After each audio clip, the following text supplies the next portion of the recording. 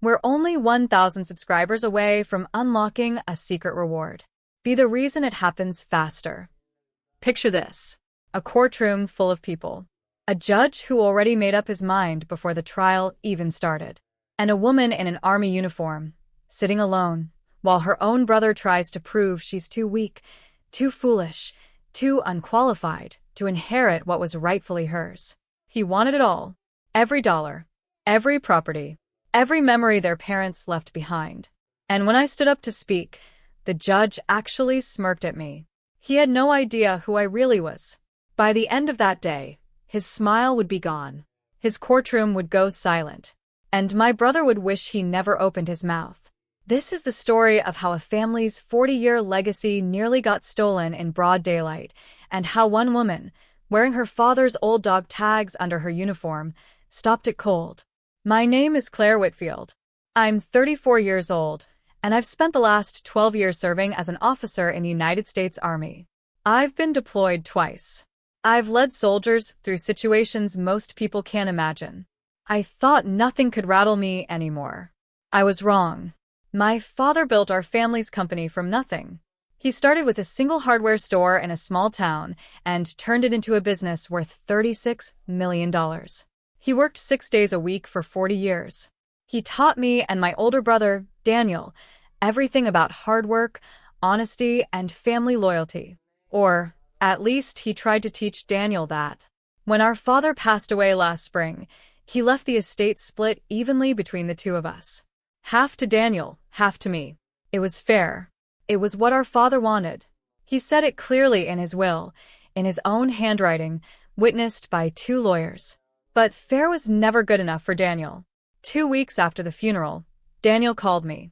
His voice was calm, almost too calm. "Claire," he said, "I think it's best if I manage everything. You're always away with the army. You don't have time for this. Let me handle it, and I'll send you your share." I told him no. Our father wanted an equal partnership, not a one-man show. Daniel didn't like that answer. A month later, I received a letter. Daniel had filed a legal petition in court, asking the judge to declare me unfit to manage my inheritance. His claim? That my military career left me financially irresponsible, that I had, in his words, no real-world business experience, and that I couldn't even manage my own basic bills on time. It was a lie. A cruel, calculated lie. But lies, when told with enough confidence, can look like truth in a courtroom. I found out later that Daniel had hired an expensive lawyer, a man known for winning cases through intimidation rather than facts.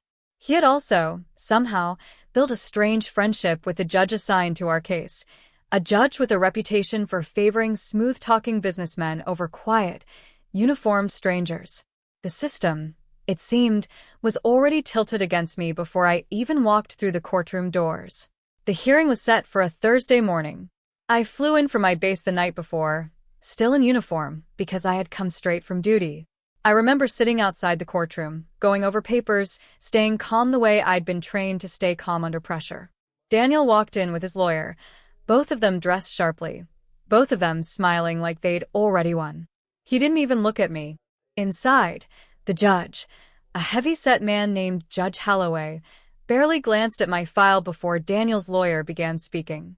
"Your Honor," the lawyer said, "my client's sister has been absent for most of the last decade. She has no financial management background. She can't even pay her own bills on time. How can she possibly be trusted with a $36 million estate?" The judge actually smirked. He leaned back in his chair and said, loud enough for the whole room to hear, "She thinks she's qualified to run it?" A ripple of quiet laughter passed through the room. My own brother didn't defend me. He just watched, arms crossed, satisfied. For a moment, I felt something I hadn't felt in years. Not fear. Anger. The kind of anger that doesn't shout, the kind that sharpens your focus instead.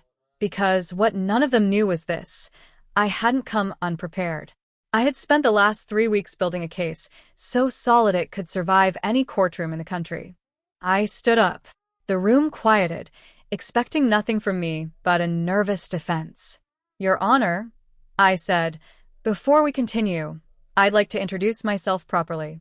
My name is Major Claire Whitfield, For the past 6 years, I've served as a finance and logistics officer, managing multi-million-dollar military budgets and supply operations across 2 continents. The judge's smirk faltered slightly. I don't just understand business, I continued. I've directly managed operations larger than my father's entire company, under far more difficult conditions than a courtroom. Then I placed a folder on the table. This is a full financial audit, Your Honor, prepared by an independent accounting firm. It shows a consistent pattern of unauthorized withdrawals from our father's company accounts, beginning 3 days after his funeral. All approved and signed by one person. I looked directly at Daniel, my brother. The room went completely silent. Here's what Daniel didn't know. The moment he filed that petition against me, I stopped seeing this as a family dispute and started seeing it as a mission. And in the military, you don't walk into a mission without intelligence. I had quietly requested access to the company's financial records, using my legal right as an equal heir. I hired a forensic accountant, a woman who had helped expose corporate fraud cases twice the size of ours. Together, we traced every transaction since our father's passing. What we found was damning. Daniel had transferred nearly $2 million into a private account under a shell company he created just weeks before our father died.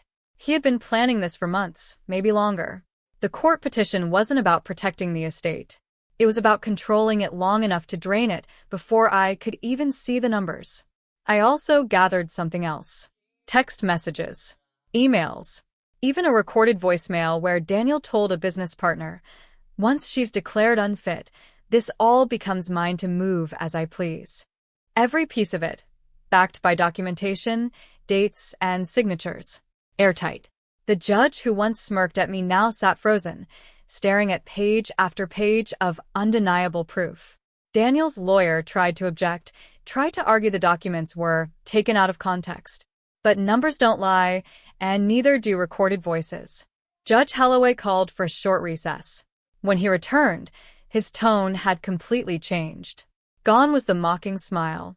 In its place was the serious, careful voice of a man realizing he had almost made a terrible mistake in public. "Mr. Whitfield," he said to Daniel, "can you explain these transactions?"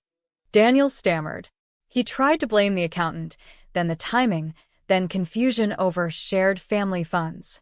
But every excuse fell apart under the weight of dates and signatures that pointed only to him. Finally, the judge looked at me and said the words I had been waiting to hear. "Major Whitfield, based on the evidence presented, this court finds no basis whatsoever to question your capability or integrity." In fact, he paused, clearing his throat, almost embarrassed. "It appears the party in question here, who requires investigation, is your brother." The room that had laughed at me an hour earlier now sat in stunned, uncomfortable silence. The case shifted overnight. What began as an attempt to strip me of my inheritance turned into a formal investigation into Daniel's financial conduct. Within weeks, the court froze his access to company accounts. A separate hearing was scheduled to determine whether criminal charges would apply for his unauthorized transfers. As for the estate, the judge upheld our father's original will exactly as written. Equal partnership between 2 heirs, but with new safeguards requiring both signatures for any major decision, protecting the company from ever facing this kind of betrayal again. Daniel and I haven't spoken since that day.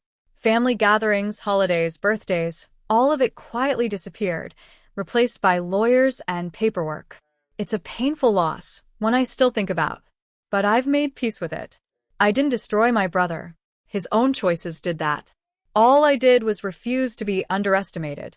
6 months later, I stood in front of our father's old hardware store, now the headquarters of a company worth even more than before. I thought about how he used to say, "Anyone can inherit money. Character, you have to prove." I finally understood exactly what he meant. People will often judge you by what they can see on the surface. A uniform, a quiet voice, a calm demeanor in a room full of noise. They'll assume silence means weakness and confidence means truth, even when that confidence is built on lies. But real strength doesn't need to shout to be heard. It shows up prepared. It shows up with evidence, patience, and the courage to stand tall even when an entire room seems to be against you. That day in court taught me something I'll carry for the rest of my life. Justice doesn't always announce itself loudly. Sometimes it walks in quietly, sits down, waits its turn, and then, when the moment is right, it speaks just 4 words that change everything. I'm Major Claire Whitfield, and just like that, every smirk in that room disappeared.